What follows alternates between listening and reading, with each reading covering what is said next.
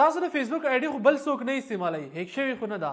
هسې نه چې تاسو خبر نه یو ستاسو د فیسبوک آی ډي بل څوک هم استعمالوي او د هغې د غلط استعمال هم کوي. نن سبا داسې کیسونه ډېر زیات کېږي چې آی ډي هیک شي، د هغې نه بس پرې خلک غلط تصویران غلط ویډیوګانې اپلوډ کوي، دغه شانې په خلکو باندې پرې غلط کمنټس هم کوي. د آی ډي والا کس خبر نه یو دته ډېرې لانجې جوړې شوي.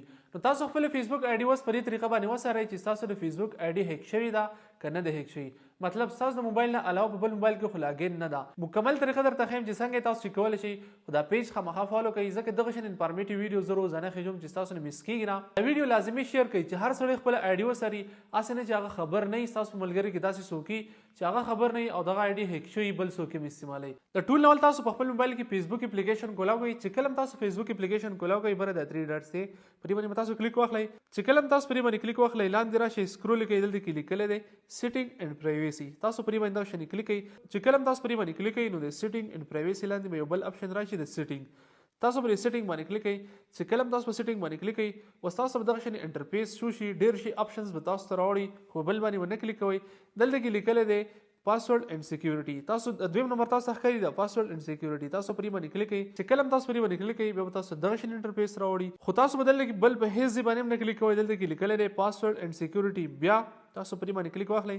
چې کله هم تاسو پرې باندې کلیک واخلئ بیا معمولي لاندې سکرول کړئ، دلته کې لیکلی دی ویر یور لاګډ ان، تاسو پرې باندې کلیک کړئ. تاسو ته به ستاسو آی ډي راوړي، تاسو پرې آی ډي باندې کلیک کړئ. چې کله هم تاسو پرې باندې کلیک کړئ اوس دلته کې به تاسو ته هغه ټولې موبایل راوړي، هغه ټولې ډیوایس راوړي په کوم ځای کې چې ستاسو آی ډي لاګین نه کړي، په کوم موبایل کې لاګین ده د هغې موبایل نوم به تاسو ته راوړي.